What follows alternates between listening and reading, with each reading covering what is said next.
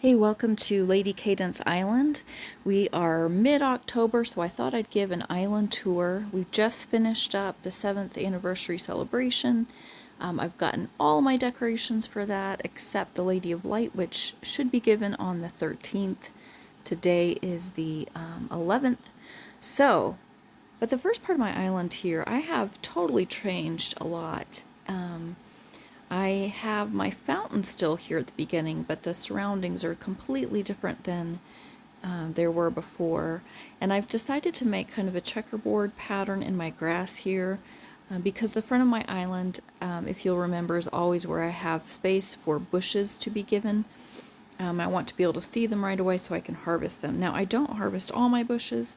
In fact, I've got a lot of gift bushes here from this past couple weeks that I love. So I've got 1, 2, 3 right in here. I believe 4. And then I've got a couple other ones up to the top. Now, the reason I wanted to change my island a lot is I wanted to highlight the bathhouse and actually make this little splash pad area over here. Because I had been using the bathhouse with my summer house and estate, but because of all the anniversary decorations, it just didn't go as well. So I wanted to kind of highlight its own little space, and I decided to make kind of like a garden greenhouse area surrounding it, and then have these little, the tea shop, the restaurant, little cafe here where people could eat when they're done playing in the water, or you know, get flowers. There's flower shops here, plus all the greenhouses. So really wanted to make that a statement piece. I still have stairways going up to this section, but only 1 instead of 2. And this goes up to where we've got this pretty little pavilion area, and this lady's painting a portrait right now. It just fits that kind of style with the columns and everything. I scooted my jazz club, cinema, all that stuff in the back, and I still have my red carpet going to it.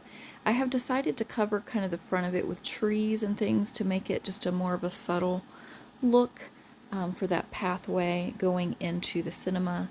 I've got my little checkerboard grass kind of spread out throughout the island now in different ways. Here is the square for the back, kind of have a little town area back here. My amphitheater is still kind of toned down. I have it going into the flower shop, so now it's more of just like a seating area, public seating type area while you're out and about town. Again, the little checkerboard grass is kind of scattered all throughout. I've got my little people there and the lady with her baby carriage. Those decorations were the reason I got the checkerboard grass to begin with, because I needed to make them match. So, but they do. I think they're cute. So I've got that town area up there in the back, and tried to kind of weave my buildings around, connect them in a way that makes sense, and they all flow. And then because this building does have tile connected to it, I went ahead and made this section a tile section, and then divided it with the fence. Now my school is no longer a school, it's more like just kind of office buildings here in the town section, and then I've just got a nice play area over to the side instead, and it connects to the ice cream truck here, which of course leads you down into the main water park area. So that part still kind of has the fun play feel to it. I did get this cute little these trick-or-treaters here that was part of a Fairground Fortune that I won recently. So those are fun. And then of course my main buildings in the front here, I still have my library kind of as the central point past the fountain. And connected to that are now the Opera House and the observatory. They do connect well together. I just won this little guy, the stained glass that these guys are carrying. That was from Detectives Needed I got this morning, and that just looks nice. It looks like maybe they're going to put it into the clock tower. So I think that works well there. And then of course my little bridge and the water feature and the swing set all up in the front of my island with a lot of just different flowers and hedges. I love flowers and plants, and I like to create symmetrical designs with those. So I did that with this fountain area, of course, and then the same thing with here. I've bordered the outside with a lower border of flowers, and these are simply the soiree flower, combined with the yellow flowers to make a nice border. And then of course I love to do the little bit taller bougainvillea hedges with the lupines kind of balanced around, and then the 2 clock towers on either side to make even space. One path leads into the greenhouse, one right to the bathhouse area, and then the other into the cafes. And I put the arch right there to kind of balance out this wall. Now I don't have the gate that goes with this. This wall is actually from the Hollywood set, and I don't have any of those items from that set. But I do love the wall. It looks nice, and then the arch kind of matches with it. It works to lead into this area. And then I've got these flowering trees, the Beauty and Bloom. Those were from the Venice set. I've got them kind of balancing out the bathhouse section here with a tile. And I have some alternating 10 flower count tile with the 3 flower count tile just to kind of space that around. It's making its own little pattern there. And to kind of finish off this tile where there's not a wall, I've put these little flower boxes. These work great for finishing off tile edges where you don't have a wall, or it goes up against a gate maybe and you don't like it just to be right up against grass. I did the same thing over here. I've got my corgis here, and then balancing out those are these hummingbird havens. And then I've got my 2 little planters here and a pathway that leads through. So that's a way to finish off tile without making it look just kind of funny flat up against the grass. Now I do have my fence going around there too.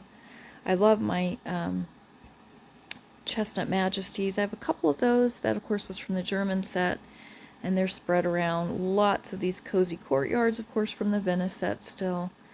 They're all around. And then of course, as always, I've got some things hidden, some higher flower count items that I don't want visible, but I do want to make use of the flowers, so I always have those going. So let's take a quick kind of bigger look at the front of my island. I'm really pleased how the front turned out. Glad I changed it around. Always nice to have a change, and I just think it flows so much nicer now. And I really do love highlighting that bathhouse a little bit more with all the flowering greenhouse, orangery, flower shop things, plus the little cafes and all that section. I would just like to visit it personally myself. And then I've kind of toned down maybe some of these other buildings, put them in the background a little bit so they're not quite the center of attention anymore. So that's the front of the island. Now if we sneak back here, we've got stairway leading up to this path, and then we've got our 7th anniversary celebration things going on. Now this tenebrious dude, I don't know that I'm going to keep him here, but he is worth 100 flowers.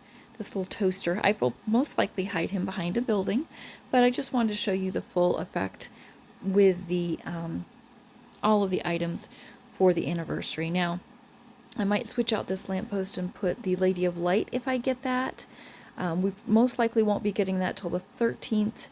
I've watched all the videos, which were super fun, by the way, of the Masquerade and trying to figure out who Inkvale is. So hopefully we'll be getting that, and I'll probably put that there. We'll see. I've got the little couple with their umbrella because they have the stoneways, and it goes with this little stone path here.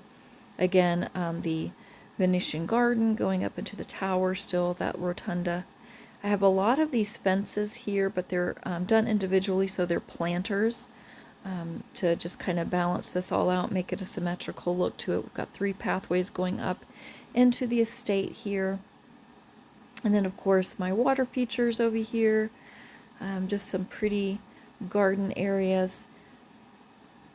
I love my little swan boats. That's a high flower count item, so it's really nice. And then that goes up into the restaurant area where we've got this little lady being serenaded. And then we've got some more of our 7th anniversary celebration decorations. We've got the beautiful lavish lounge here, the lion fountain, the feline fountain there. It's only worth 20, but it was pretty and it went along with the decorations, so I went ahead and got that. I do love the lavish lounge. And then of course the palm here, the palm lounge, that was a Fairground Fortune. Love that one too, but it looks really pretty, I think, just kind of tucked behind the summer house to give that pretty palm with a lights look to it. Of course, we've got our peacocks here. That and the ball itself are one with secrets kicking off the anniversary celebration. And again, I still have my masquerade entrance here with the Venetian like entrance into the ballway or ball area. Another cozy courtyard. Here's another example of these bushes, gift bushes I've used because they just feel like they fit so nicely with this. Now, I am part of Orchid Society, and we did get a chance to win fine dining through another Sweep the Board challenge. That was an extra one. And of course, this is in the permanent shop, the Delectable Delights, but it matches as well, so I went ahead and got that. And of course, the main mansion here from the final Sweep the Board that we just finished up.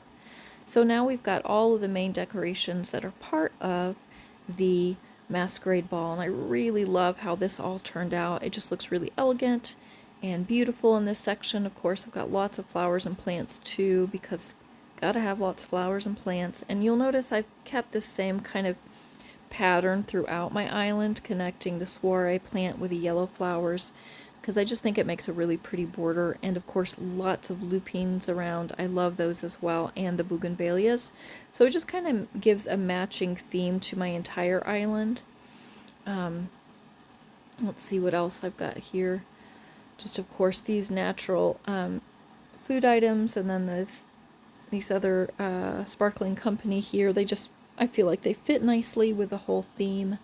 Now there is one more thing I do hope to get, and that is from the memoir shop. I do want to get this Divine Desserts. I would like to put that in there. It's worth 480 flowers, so that's a really great option to put in, and I think it looks really pretty, but it's also got the feather look just like the rest of these, so it matches. So I'll probably stick that in there somewhere and kind of rearrange things. But that is my 7th anniversary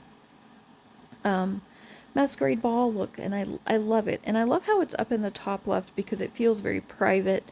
So the estate and all that would be a very private setting for guest only. And then of course this is more the town, which is the public area where you would come for a day trip if you wanted to just spend time here on the island and enjoy the beautiful town itself and all that it has to offer.